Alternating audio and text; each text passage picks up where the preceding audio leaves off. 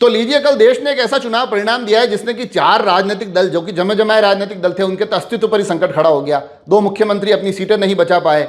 एक राजनीतिक दल मात्र 2 साल में सत्ता के सफर तक, शीर्ष तक सफर कर चुका है। बंगाल में भाजपा ऐतिहासिक और प्रचंड बहुमत लाकर न केवल सत्ता में काबिज होने जा रही है, बल्कि कहीं ना कहीं प्रतिष्ठाओं की इस लड़ाई को भारतीय जनता पार्टी इस बार जीतने में सफल रही है। असम ने एनडीए में विश्वास भी बरकरार रखा है, बल्कि वहां पर उनकी और सीटें बढ़ा दी है। केरलम कांग्रेस के खाते में गया है। पूरी स्थिति का अगर आकलन किया जाए, भाजपा की यकीनन बल्ले बल्ले हैं, परिणाम उसके लिए बहुत बेहतरीन रहे हैं। कांग्रेस के लिए भी सोशल मीडिया पर जैसा देखा जा रहा है वैसा कुछ बुरा नहीं है, उसके लिए भी चीज़ें बेहतर रही है। एक प्रदेश उनके खाते में जुड़ा है, तो बंगाल में भी अब वहां पर उनके लिए मैदान खुल गया है। सबसे ज़्यादा अगर अप्रत्याशित परिणाम किसी के हिस्से आया है तो उसमें एक नाम अभिनेता विजय का भी माना जा सकता है। चर्चा बंगाल से शुरू करते हैं, क्योंकि बंगाल ने जिस तरह का परिणाम दिया है, हालांकि लोग आकलन और अनुमान तो लगा रहे थे कि इस बार भाजपा कुछ ना कुछ कमाल करेगी, मगर 2021 में भी कमोबेश ऐसी ही बातें थी। वहां पर भाजपा 100 भी पार नहीं कर पाई थी। तो लोग इस बार बातें तो कर रहे थे, मगर संदेह सभी के मन में था कि सीटें बढ़ेगी तो कितनी बढ़ेगी, सरकार बना पाएंगे या नहीं बना पाएंगे। और बंगाल इसलिए भी लोगों के ज़्यादा जिज्ञासा का केंद्र था क्योंकि बंगाल सिर्फ राजनीतिक लड़ाई भर नहीं है। वहां पर अगर आप देखेंगे तो बाकायदा ममता बनर्जी भाजपा ही नहीं, प्रधानमंत्री नरेंद्र मोदी पर भी निजी हमले करती है। वहां की राजनीति में आरोप प्रत्यारोप के इतर रक्त रंजित चरित्र भी दिखाई देते हैं। जिस तरह से 2021 के बाद दृश्य आए थे, पूरे देश के भारतीय जनता पार्टी के कार्यकर्ताओं के मन पर उसकी एक पीड़ा बड़ी आसानी से पढ़ी जा सकती थी। इसीलिए इन चुनाव परिणामों पर सभी की नजर थी। और इसलिए जब कल पेटियां खुली, जिस तरह का बहुमत भारतीय जनता पार्टी के खाते में आया है, उसकी खुशी पूरे देश में समझी जा सकती है। पूरे भारतीय जनता पार्टी के कार्यकर्ता बंगाल की इस जीत पर जश्न मनाते दिखाई दिए।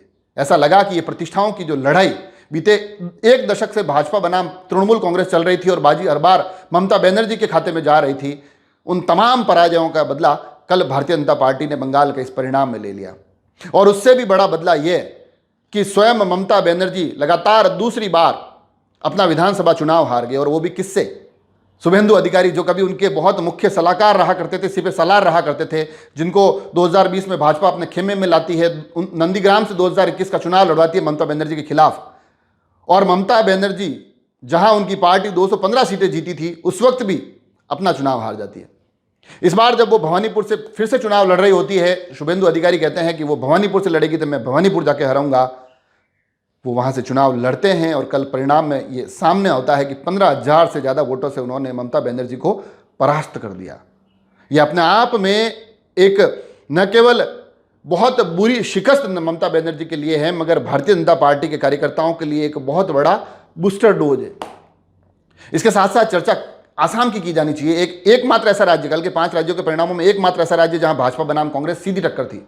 वहां पर असम में कांग्रेस ने अपना पूरा दमखम झोंक दिया, बाकायदा प्रियंका गांधी को स्क्रीनिंग कमेटी के अध्यक्ष बनाकर भेजा, मगर परिणाम पहले से ज्यादा बदतर रहे। पिछली बार 29 जीते थे, इस बार 19 पे आकर अटक गए। एनडीए न केवल सरकार तीसरी बार बनाने जा रहा है, बल्कि 100 से ज्यादा सीटों पर उन्होंने जीत प्राप्त की है। भाजपा ने 22 सीटों की बढ़ोतरी करते हुए 60 से 82 पर पहुंच गई। हेमंत बिस्वा शर्मा, जो कि बीते कुछ समय से, जो कि कांग्रेस से निकलकर आए हुए नेता है, बीते कुछ समय से जो कि भारतीय राजनीति में बड़ी लोकप्रियता प्राप्त कर रहे थे, उम्मीद है कि अभी से एक परिणाम के बाद जो केंद्र की राजनीति है उसमें उनका कद और भी बढ़ेगा आगे आने वाले समय में। अब वो किस तरह से राजनीति को आगे बढ़ाते हैं, इस पर सभी की नजर बनी रहेगी। अब इसके बाद चर्चा केरलम की भी की जानी चाहिए, और वो इसलिए की जानी चाहिए क्योंकि कांग्रेस ने 10 साल बाद अब केरल में वापसी की है, और ये उनके लिए जरूरी भी था, क्योंकि सभी जगह जिस तरह से परिणाम आ रहे थे, उम्मीदें हालांकि इन पूरे सभी चुनाव परिणामों में कांग्रेस को भी सिर्फ केरल से थी। बाकी उनको पता था कि कहीं पर हम ज़्यादा बढ़िया कर नहीं रहे थे। असम हारने के बाद नजरें केरल पर, और केरल में कांग्रेस के लिए काफ़ी कुछ बढ़िया हो गया। लेफ्ट अब भारतीय राजनीति से बाहर हो चुका है, अब उनकी कहीं पर भी सरकार नहीं है, और कांग्रेस एक बड़े बहुमत के साथ अब केरल में वापसी करता हुआ दिखाई दे रहा है, वहां पर सरकार बनाने जा रहा है।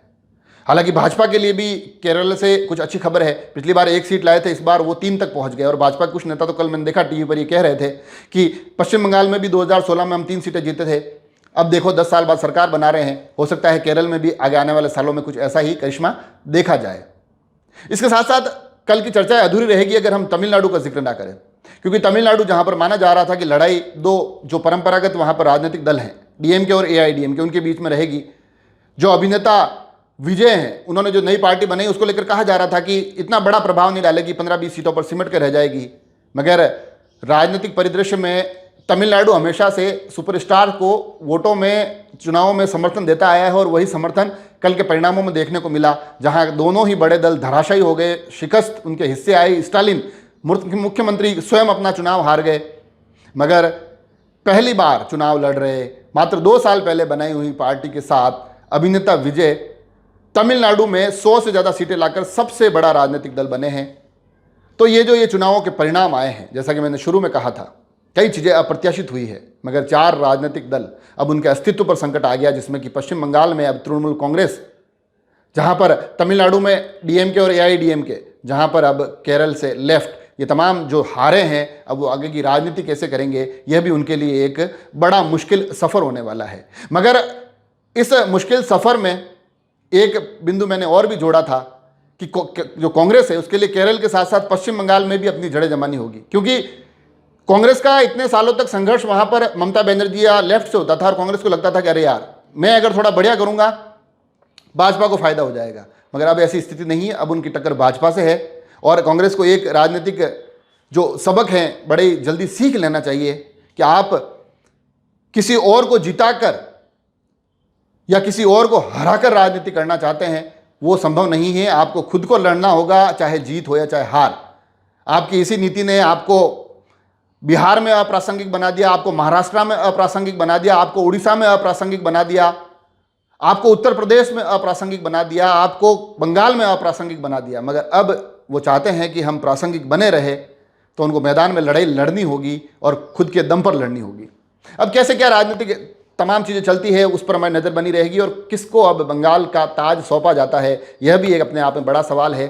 बंगाल के परिणाम देश की राजनीति को किस तरह से प्रभावित करते हैं, इस पर भी हमारी नज़र बनी रहेगी। आप जुड़े रहें राजसमंद एक्सप्रेस से। धन्यवाद।